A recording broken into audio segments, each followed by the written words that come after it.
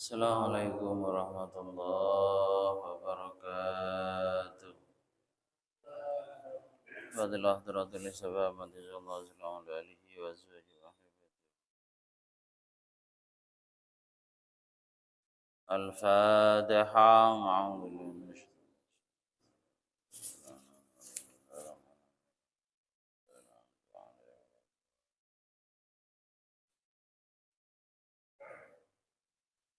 Al-Fatiha jami'an bainahum hadina wa Al-Fatiha. A'udzu billahi Siratal ladzina an'amta 'alaihim. Bismillahirrahmanirrahim. Alhamdulillahirabbil alamin.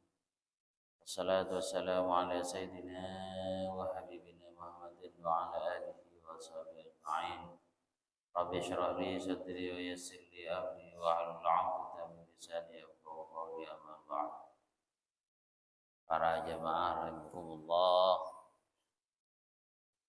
Alhamdulillah pagi ini bisa melaksanakan sholat subuh berjamaah di masjid ini.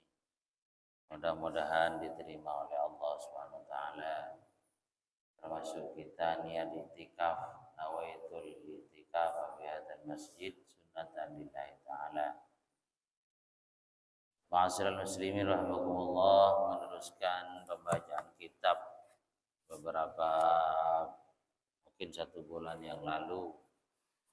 Bismillahirrahmanirrahim. Wa syurutus salati al-islamu wa tamyizu wa dukhul waqti. Menjelaskan tentang syarat-syarat sholat. Syarat itu adalah ma yalzamu min adamil adamu wa la yalzamu min wujudi wujudun wa la adamu. Jadi syarat itu harus ada sebelum melaksanakan sholat. Kalau tidak ada syarat, maka sholat tidak jadi. Contohnya adalah yang pertama adalah Islam. Orang yang melakukan sholat harus Islam.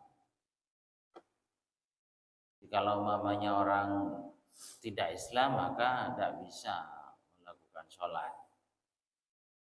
Jadi kalau mau sholat harus Islam dulu. Berarti yang wajib melakukan sholat itu adalah orang Islam. Cuman bagi orang yang tidak sholat karena tidak Islam, tetap ada tuntutan besok di akhirat.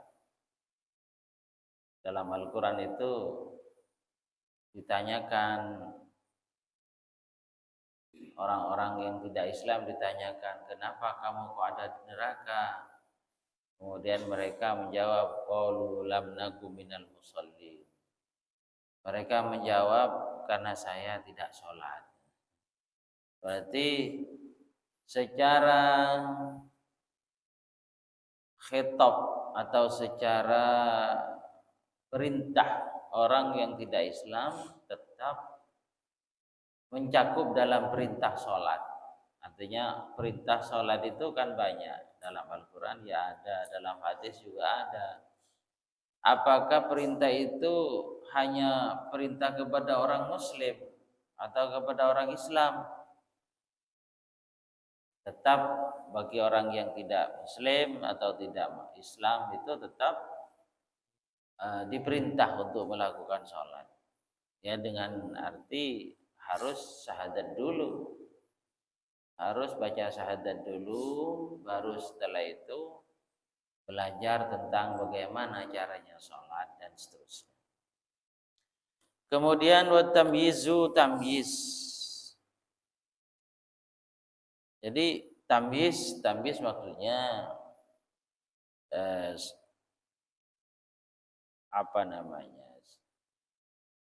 pandai dalam bahasa arti secara harfiah, secara makna itu pandai. Maksudnya ya normal akal.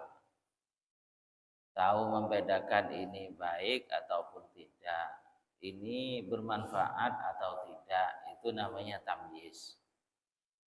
Kan kadang-kadang ada orang yang tidak tahu Contohnya anak kecil lah. Anak kecil kadang-kadang meskipun api dipegang, itu tidak tamyiz. Atau kadang-kadang anak kecil pisau itu dibuat apa, untuk tubuhnya sendiri, artinya dipotong tubuhnya sendiri. Bisa saja karena gak paham kalau pisau itu bisa membahayakan. Itu namanya tidak tamyiz. Kemudian wudukhulul waktu, dan juga harus masuk waktu. Jadi perintah sholat itu kalau sudah masuk. Syarat melakukan sholat kalau sudah masuk. Kalau belum masuk waktu sholat, anggaplah belum adzan, kita sholat tidak bisa. Tidak bisa sholat di luar waktu. Ya termasuk haram juga. Jadi melakukan sholat di luar ketentuan-ketentuan yang sudah ada, baik itu maju ataupun mundur. Artinya sholat sebelum adzan atau sholat setelah habis waktunya. Seperti itu namanya apa? Melakukan sholat di luar waktu yang telah ada. Juga tidak bisa, tidak sah sholatnya. Karena bukan waktunya. Kecuali seperti itu, kita harus tahu bedanya antara jamak takdim dan jamak takhir. Contohnya waktu asar dan waktu zuhur. Sekarang umpamanya sekarang zuhur. Kemudian sholat asar mau dikerjakan sekarang. Nah, itu namanya juga waktunya asar bisa terjadi pada waktu zuhur apabila dijamak.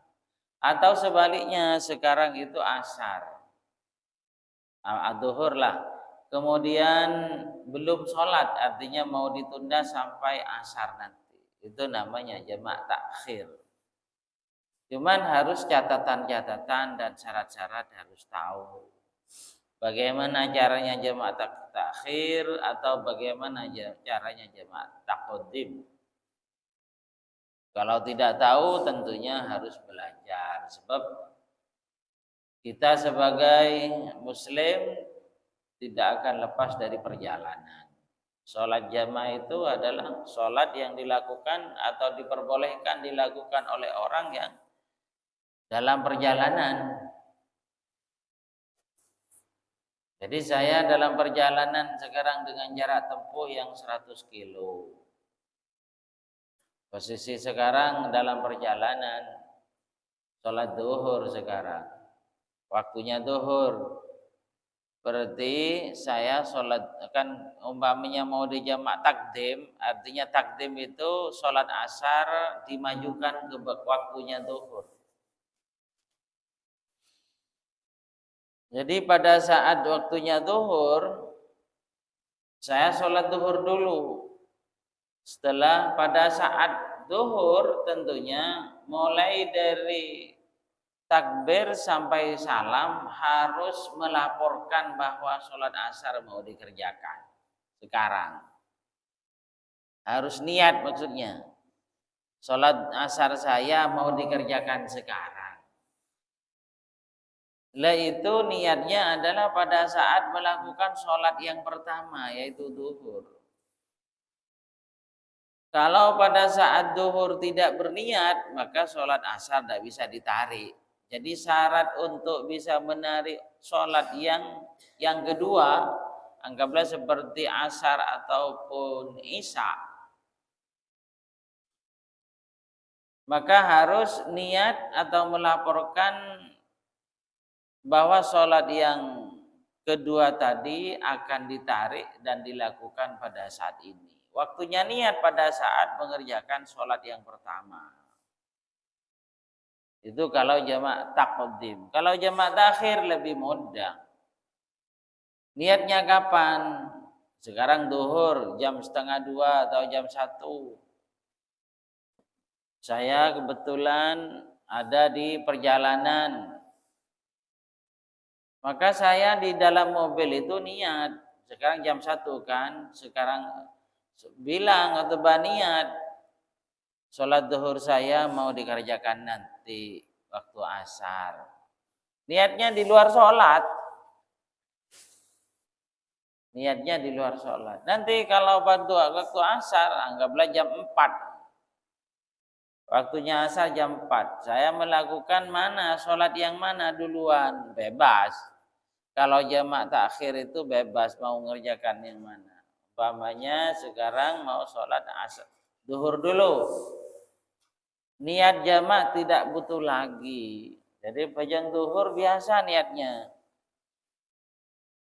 Niatnya kapan? Yang tadi itu dalam mobil sudah niat. Jadi tidak usah niat lagi pada saat mau sholat baik itu zuhur ataupun asar. Tidak usah niat. Tadi itu sudah niat. Jadi niatnya jamak takhir itu dilakukan pada saat waktunya sholat yang pertama masih ada. Jadi umpamanya waktunya sholat zuhur mulai jam 12 sampai jam 3. Jadi itu niatnya. Jam setengah 2 niat. Zuhur saya mau dikerjakan nanti pada saat waktu asar. Itu jamak takhir. Kalau jamak takdim, niat waktunya niat itu pada saat melakukan sholat yang pertama. Jadi sekarang kan saya sholat zuhur. Lalu pada saat ruku saya bilang, sholat asar saya mau dikerjakan sekarang jamak takdim.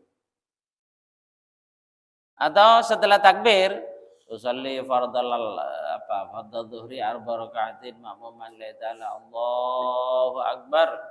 Setelah takbir langsung sholat asar saya mau dikerjakan sekarang. Atau pada saat niat usolli itu. Cuman agak ribet kalau pada saat usolli. Ribet, panjang. Usolli fardal zuhri arba rakaatin jama takdimin mal asri ma'muman la ta'ala kan panjang. Yang lebih enak setelah takbir langsung lapor. Sholat asar saya mau dikerjakan sekarang. Itu lapor nyaman ke pangeran. Kalau kita tidak lapor, tidak niat pada saat mengerjakan sholat pertama, tidak bisa asar dipanggil. Mau ditarik nggak bisa. Sebab kita yang bisa menari asar itu kalau pada saat melakukan zuhur itu lapor. Di dalam sholatnya itu. Atau antara isya dan maghrib. Isya mau dikerjakan pada waktunya maghrib, maka kita harus sholat yang punya waktu dulu yaitu maghrib. Kemudian pada saat melakukan sholat maghrib lapor sebelum salam umpamanya, tahiyat sudah selesai, kemudian ada waktu untuk melaporkan sholat isya saya mau dikerjakan sekarang jamak takdim. Nah, itu namanya syarat-syaratnya. Itu sudah masuk waktunya namanya.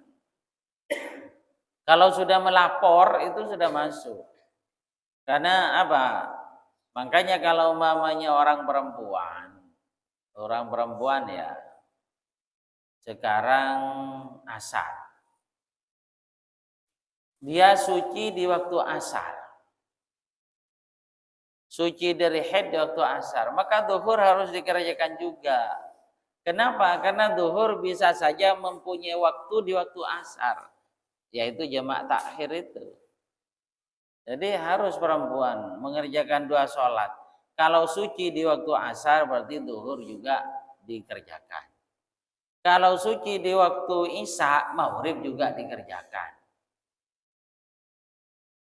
Karena 4 sholat ini adalah bisa saja waktunya diberikan kepada sholat yang satunya. Karena waktu asar manggil zuhur, artinya zuhur dikerjakan pada waktu asar. Jadi kita melakukan sholat kalau sudah waktunya sudah tiba, kalau sudah muadzin adzan. Kalau sekarang sudah banyak apa masuk apa aja waktu sholat, apa adzan apa aja, banyak aplikasi HP bisa. Kemudian masjid di sana sini banyak orang adzan. Musholla kadang-kadang juga istiqomah 5 waktu. Tidak repot lah. Kalau yang susah itu berdendang tempat yang tidak ada masjid. Artinya yang mayoritas non muslim. Kan bisa saja masjid sampai 5 kilo kan tidak dengar. Atau masjid yang satu kabupaten hanya satu di kota Ado. Di desa gak ada masjid. Kan sulit. Bisa saja seperti itu. Atau ada di pelayaran, di kapal. Kapal yang tidak menyiapkan musola ya, atau tidak menyiapkan tukang adzan. Maka bisa saja kita gak dengar. Wal ilmu bi fardiyatiha, dan juga termasuk syarat sholat, tahu tentang fardunya sholat. Yang kita lakukan pada saat sholat itu kan ada yang wajib, ada yang sunnah. Ya, kita harus bisa membedakan dan kita harus tahu mana yang apa saja yang fardu itu. Anggap contohnya ya yang wajib seperti niat wajib. Takbiratul ihram, Allahu Akbar wajib. Kemudian kabiron wajib apa enggak? Enggak wajib. Kabiron itu Allahu Akbar kabiron enggak wajib. Jadi kita tahu membedakan ini wajib ini tidak. Kabiron hukumnya sunat. Kalau ada waktu monggo dibaca. Kalau tidak ada waktu langsung Fatihah saja, karena itu yang wajib. Kemudian juga seperti melakukan ruku wajib. Mohon pada orang apa yang ternyata tidak rukun, ya tak bisa. Nggak usah. Karena wajib itu. Kemudian bacaannya Subhanarabbiyal azim tidak wajib. Jadi kalau umpamanya ada orang sholat tidak baca-baca apa-apa pada saat ruku, tetap sah. Karena tidak wajib, itu sunat. Sami Allahu liman hamidah. Gerakannya artinya i'tidal itu wajib. Seperti yang disebutkan di depan tentang rukun sholat kan. Sami Allahu liman hamidah. Membaca Sami Allah itu hukumnya sunnah, tidak wajib. Cuman gerakannya dari bawah dari ruku menuju i'tidal artinya ke atas itu wajib. Bacaannya tidak wajib. Terus sujud wajib. Bacaannya tidak wajib. Duduk di antara dua sujud wajib. Terus seperti itu. Sampai terakhir adalah salam. Bagaimana salam? Wajib. Salam yang pertama, Assalamualaikum warahmatullahi, itu wajib. Jadi mohon pada orang yang tidak pakai salam maka tidak bisa. Ada orang sholat ternyata tidak ruku, tidak bisa. Ada orang sholat ternyata tidak baca Fatihah, tidak bisa. Yang penting bukan berjamaah dan menjadi makmum masbuk. Meskipun tidak baca Fatihah tetap sah. Itu harus tahu kita membedakan mana yang wajib, mana yang sunat. Ya, panjenengan harus tahu. Harus tahu. Wala ya'taqida bi fardiyatiha wala ya'taqida fardhan min furudhiha sunnatan. Nah, tidak boleh salah satu yang kita kerjakan itu padahal itu fardu mengatakan sunat. Contohnya umpamanya pada saat melakukan Fatihah, baca Fatihah, menganggap Fatihah itu sunat, itu tidak boleh, bisa batal sholat. Karena Fatihah wajib. Atau pada saat ruku Melakukan rukuknya itu diyakini sunat, tidak boleh. Berarti intinya kita harus tahu mana yang fardu, mana yang sunat.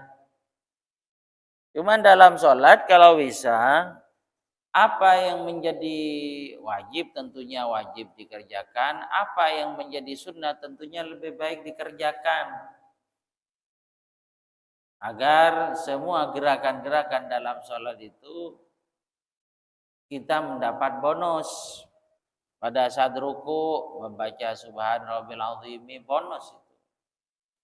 Kalau secara hukum tidak wajib. Karena kita sebagai orang tua, kita sebagai kakek ataupun nenek, dijaga anak kita agar tahu sholat itu. Kadang-kadang kita tidak bisa mengarahkan anak-anak tahu sholat. Karena sudah dituntut oleh lingkungan harus banyak ilmu pengetahuan umum yang makan waktu. Sehingga waktu untuk belajar tentang sholat, belajar ngaji tidak ada. Bagaimana tanggungan kita di akhirat? Ya bahaya dengan kita itu adalah itu. Anak-anak kita harus tahu sholat. Kalau nggak tahu ya orang tua yang dosa. Kenapa punya anak? Anak itu titipan dan harus dibuat ngerti agama. Itu yang menjadi kewajiban kita. Kemudian juga wa taharatu minal anil hadasaini, dan harus suci dari hadas kecil ataupun hadas besar. Kalau mau sholat harus punya wudhu dulu. Kalau sholat tanpa wudhu tidak bisa. Kalau sholat junub artinya hadas besar tidak bisa. Atau perempuan pada saat datang bulan kemudian sholat tidak bisa. Karena perempuan yang sedang posisi datang bulan itu namanya hadas besar. Sedang hadas, tidak boleh melakukan sholat. Termasuk puasa kan, puasa rek bini mun pasaan. Cuman kalau puasa harus diganti karena apa? Pekerjaan tahunan bukan harian. Sehingga dalam Islam itu mewajibkan perempuan yang tidak sempat berpuasa di bulan Ramadan harus diganti. Fa'in sabaqahu batalat. Kalau umpamanya sebelum takbir dia sudah tidak punya wudu, maka sholat umpamanya maka dasar sholat. Wa taharatul khubsi wisawbi wal badan wal makan, harus suci dari najis. Jadi barang-barang si najis jangan dipakai sholat, jangan ditempati sholat, harus yang suci. Pakaiannya suci dan baju-baju yang lain lah, tentunya yang dipakai oleh orang yang sholat harus suci, termasuk sarung, apa sajalah termasuk sejadah dan seterusnya, itu harus suci. Kalau najis nggak bisa, jangan diteruskan. Mungkin sampai di sini mungkin ada pertanyaan, diisi dengan pertanyaan, monggo. Mudah-mudahan manfaat, mudah-mudahan barokah. Monggo, miring. Ada pertanyaan?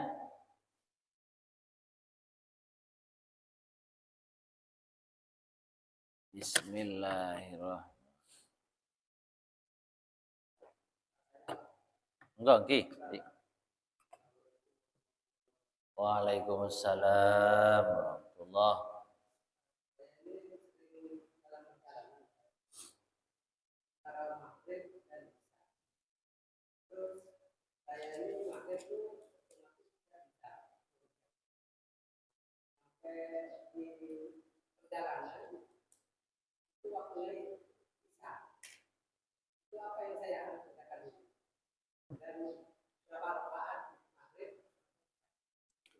Berarti jenengan itu harus jamak takhir.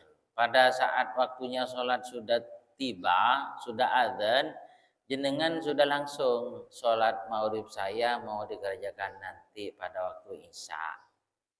Wes, berarti jenengan tidak punya tanggungan maghrib di waktu itu. Nanti pada saat ada di waktu isya jam 8, maka kita lakukan sholat maghrib dan isya. Mana yang dilakukan dulu terserah, apa maghrib dulu, apa isya dulu. Niatnya bagaimana? Tidak usah niat, sudah cukup niat seperti biasanya. Loh, katanya harus niat, tadi itu sudah. Pada saat jenengan makan di warung atau jenengan ada dalam mobil, kan niat tadi itu. Maka pada saat waktunya asar tadi yang akan dibuat waktu melakukan sholat itu isya, maka tidak wajib niat lagi, niat biasalah. Berapa rakaat? Ya tergantung, kalau mau dikosor, karena dalam sholat itu ada jamak, ada kosor. Yang bisa dijamak adalah antara zuhur dan asar, kemudian juga maghrib dan isya. Subuh tidak bisa dimajukan atau ditunda ke zuhur, tidak bisa. Dimajukan ke isya nggak bisa subuh. Sendirian subuh. Kemudian ada istilahnya jamak kosor. Kosor itu artinya diperingkas, dipersingkat. Yang 4 menjadi 2. Yang 3 nggak bisa digosor. Contohnya sholat maghrib nggak bisa digosor. Artinya kalau maghrib sampai kapanpun tetap 3 rakaat. Kalau seperti zuhur, asar, isya, itu bisa saja sewaktu-waktu jenengan mengerjakan sholat tadi dengan 2 rakaat. Cuman harus niat kosor. Kapan niatnya kosor? Pada saat mau takbir. Niat saya melakukan sholat zuhur dikosor. Niat saya melakukan sholat fardu kosor, fardu zuhur dikosor menjadi makmum. Dan niatnya itu pada saat takbir kalau kosor itu. Kalau jamak takdim niatnya dalam sholat. Kalau jamak takhir niatnya di waktunya sholat yang pertama. Mungkin cukup. Ada lagi? Enggak? Coba nggih. Mudah-mudahan manfaat, mudah-mudahan barokah. Al-Fatihah. Bismillahirrahmanirrahim. Alhamdulillah.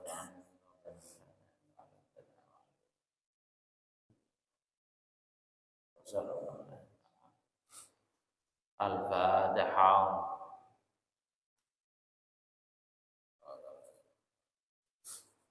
Assalamualaikum warahmatullahi wabarakatuh.